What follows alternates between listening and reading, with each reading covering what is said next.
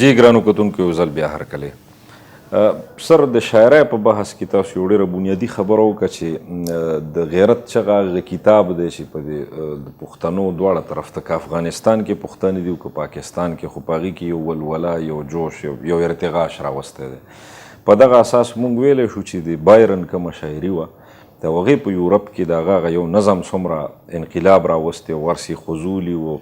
ډېر دغه وشو دغه ځای کې مونږ اجمل صاحب لینک کولی شو مونږ دغه یو نقطه لینک کولی شو جی چې د مزاحمت چې دی که نه او جی دا په رومانټیسزم کې هم دا عنصر موجود دی او دا په ریالیزم کې هم دا عنصر موجود دی جی جی جی او د مقصدیت علمبردار چې کوم دي ترقي پسند شاعران چې کوم دي هغې که د رومانیت نه څه څیز راخستی دی نه فکري بغاوت دی دلته کې فکري په ترقي پسندو کې فکري بغاوت چې دی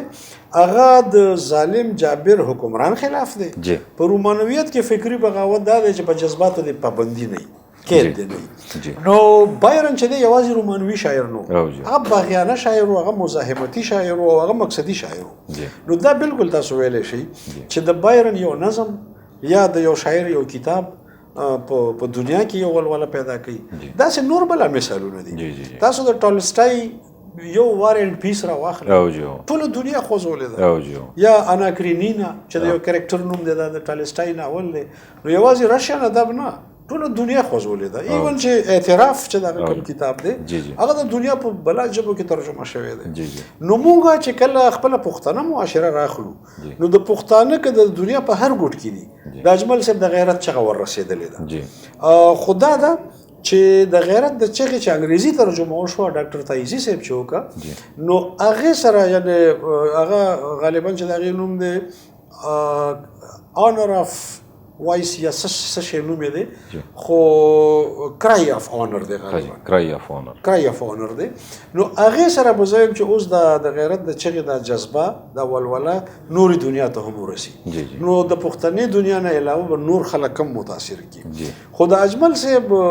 دغه یو باغیانه فکر چې دی همدغه بنیادي څیز و چې پښتانه ټولنې خوځولې وه جی جی جی سره مونږ تاسو ذکر وکړو د اجمل صاحب د اردو شاعرۍ د اردو لیکونو نو زه غواړم چې په هغې باندې همداسې مختصره غوندې تبصره وکړئ چې اردو کې هغې څه لیکي بلکل لکه چې موږ ذکر وکړو شهاب صاحب چې اجمل صاحب په درې څلورو ژبو ډېر ښه وګورو او دې کې که د فارسۍ تذکره تاسو وکړئ چې هغې له څومره فارسي ورتله یا څه او فارسي کې خو هغه آنر کړی جی جی او د فارسي ادب نه ډېره شدیده استفاده کړې وه او په فارسي کې داسې نثري لیکونه خو نه دي کړي خو د شاعرانه تاثر په حواله پته لګي چې هغه په فارسي ډېر صحیح پوهېدو جی جی دغه شان په انګریزۍ پوهېدو ځکه چې ماسټر ته رسېدلی او تعلیم یې بیا په دنیا یې لیدلی و دغه شان هغه چې د اردو خو داسې وه لکه د هغه خپله ژبه او پښتو خو یې وه خپله ژبه نو په دې ټولو ژبو کې د اجمل صاحب تخلیقات هم شته تراجم هم شته او کار هم شته خو په اردو کې د هغه خصوصي حواله ده اردو کې هغه شاعري هم کړې ده هغه نثر هم لیکلی بلکې د نثر خو ابتدایي دور کې چې موږ د یو 50 نو تحقیقي او تنقیدي لیکونه اردو کې کړي خو د هغه په شاعرۍ کې پوره مجموعه چاپ ده جلاوطن کی شاعري او هغې کې هم زیات نظمونه دي لږې ډېرې غزلې دي نو د دغه مجموعې نه مخکې په مختلفو رسالو کې مختلفو اخبارونو کې د اردو کلام چاپ کېدلو خو اوس یې پوره کتاب چاپ دی نو لنډه خبره دا ده چې د اردو په نثر نظم کې اجمل صاحب پوره حاوي سړی دی پوره د بیان قدرت لري او په انګریزي او فارسي کې د هغوی کار نشته سر دې ځای ته راځو موږ سره وخت هم مختصر دی چې اجمل صاحب څنګه د دې یو پروګرام نه پته لګي او داسې په درزنونو پروګرامونه په هغې باندې کیدی شي امکان لري د هغې ډېر لوی مقام دی او ډېر لوی کار دی خو د دې هر څه باوجود لکه مثلا ستاسو پي ایچ ډي ده په ترقي پسنده نو ډیفینیټلی تاسو د اجمل صاحب ذکر به ډېرو ځایونو کې کړی د هغه نظمونه به م راخستي د هغه کوټیشنز به م راخستي په هغې به م تبصره کړي ممکنه ده چې په 10-12 نورو پي ایچ ډي مقالو کې ام فل مقالو کې هم د اجمل صاحب ذکر وي په هغې باندې کتابونه هم تبازات لیکلی شوي دي تاسو د ترجمې خبره وکړه په انګریزۍ کې هم پې ترجمه د کتاب ترجمه شوې ده خو زما د معلوماتو تر مخه یو زموږ ډېر ښه ملګری دی مشر شاعر دی فضلي عظیم د سوات چې هغه ډېره ښه فارسي وایي. په ایران کې هم ډېره زمانه پاتې شوی دی او په فارسي لیکلو یې ډېر ښه عبور دی، ګولډ میډلیسټ هم دی. نو هغه فارسي ډپارټمنټ نه په اجمل صاحب باندې د پی ایچ ډي په کچ تیسیز لیکلی دی. خو ما ته دا پته نشته چې هغه دا وخت ډاکټر شوی دی یا نه دی، د هغه تیسیز جمع نور پراسس. به هر حال پښتو کې په اجمل صاحب باندې اکیډمیک کار څومره شوی دی یا نه دی شوی او یا کېدلې څومره لازمي دي؟ بالکل دا ډېره ښه پوښتنه ده.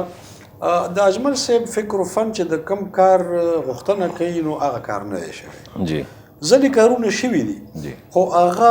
کافي هم نه دي او هغه زما د رای مطابق د ښه معیار هم نه دي. سره دی چې یو نیم کار پکې اهمو خلکو کړی، جی یعنی یو کتاب په افضل رضا صاحب لیکلی، ښاغلی اجمل او غزل او جی. نو افضل رضا صاحب خو ډېر سینیر لیکوالو،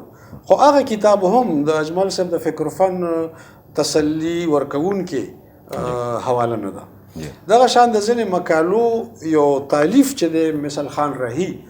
چاپ کړی دی، هغه هم خوارور لیکونه دي خو حق نه ادا کوي. زمونږ دوست عبدالله جان عابد په کتاب لیکلی دی اردو کې د اکادمي ادبیات نه چاپ شوی دی، هغه دغه نورو کتابونو نه زیات مواد هم لري او ښه کتاب دی. خو کافي خو ځکه نه چې اجمل صاحب خو ډېر لوی شخصیت دی او د هغه په فن او فکر ډېر تفصیلات پکار دي. د ام فل پی ایچ ډي په حواله خو یوې زنانه د پی ایچ ډي په پښتو کې هم پې کړې ده، خو هغه چې دی هغه پی ایچ ډي نه پسته لږ سم کار پکار دی او زه داسې په ښکاره لفظونو خو نشم ویلی چې هغه پی ایچ ډي نه زه مطمئن یم. ظاهره ده چې زما اطمینان زما ذاتي مسله ده، خو د اجمل صاحب باندې چې پی ایچ ډي کېږي که نه نو چې هغه پی ایچ ډي د اجمل د معیار پی ایچ ډي وشي. ځینې تیسیزونه د پی ایچ ډي د سطحې نه لاندې لیکلی شوي چې هم ناکافي دي. زما مقصد دا دی چې موږ کم اجمل لرو د هغه اجمل د فکر و فن صحیح تجزیه صحیح جاج لا نه دی شوی، لا د هغه د اوچت معیار آغاز هم نه دی شوی. د اوچت معیار آغاز نه زما مراد دا دی چې دغه آغاز پکار دی چې د اجمل هم اثر وکړی وي. پکار دی چې په اجمل صاحب باندې د کلندر صاحب، د همیش خلیل صاحب، میر مهدي شاه مهدي صاحب او د هغې څه کتابونه راغلي نو هغه سټارټ خو ونه شو. اوس زموږ د دور لیکونکي پې کار کوي نو هغه هم زما حساب سره تسلي بخش نه دی. جی جی جی سره د دې چې د اجمل صاحب تذکره په لکه په د ټي وي په پروګرام کې یا د ریډیو په پروګرام کې یا زمونږ په کلاسونو کې زمونږ په ادبي محافلو کې خو ډیره کیږي. زمونږ چې څومره لوی شاعران دي باندې د دې وخت ډیر ذکر کوي، په شعرونو کې مو ته ټریبیوټ پیش کوي، خو د هغې هر څه باوجود په هغې کې ډېر د اکیډمیک دنیا خلک هم دي. خو مطلب دا دی چې په اجمل صاحب باندې د هغه لیول کار ونه شو کومه چې تاسو وایي چې د هغه د کار غوښتنه ده. دې سره که یو دغه خبر هم لږه غونتې ملکو چې د اجمل صاحب د افسانې او د ډرامې ذکر تاسو وکړو، ریډیایي ډراما غې لیکلې ده او افسانې هم غې لیکلې دي، نو په دغه میدان کې د اجمل صاحب د کار څومره اهمیت دی؟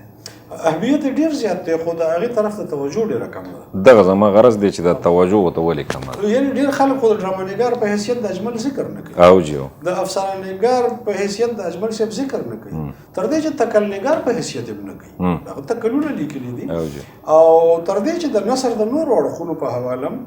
د اجمل صاحب ذکر ډېر کم دی. یو ریپورتاژ یې په بحثونو کې راځي،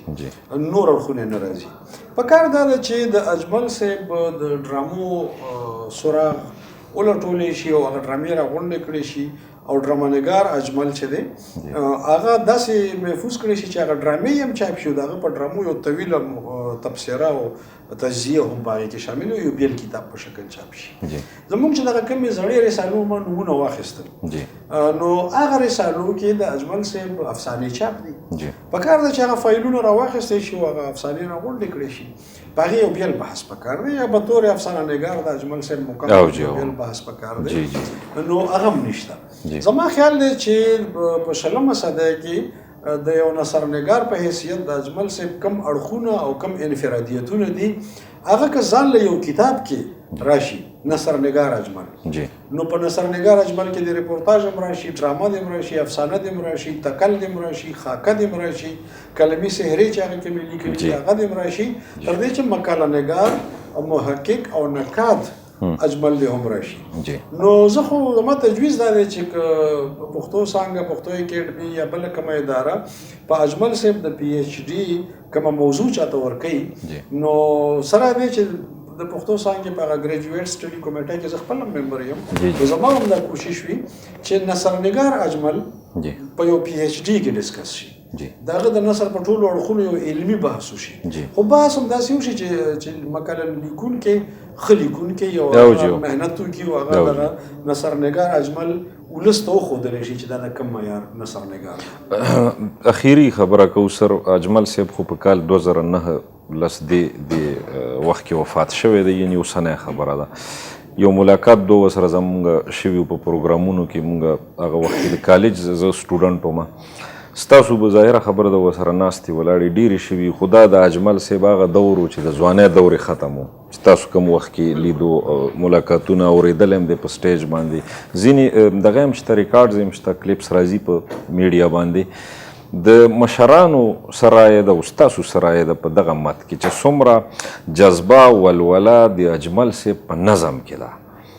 نو هغه د هغه درجې هغه اوریټر او ویناواله مو په نظم کې او په خبرو کې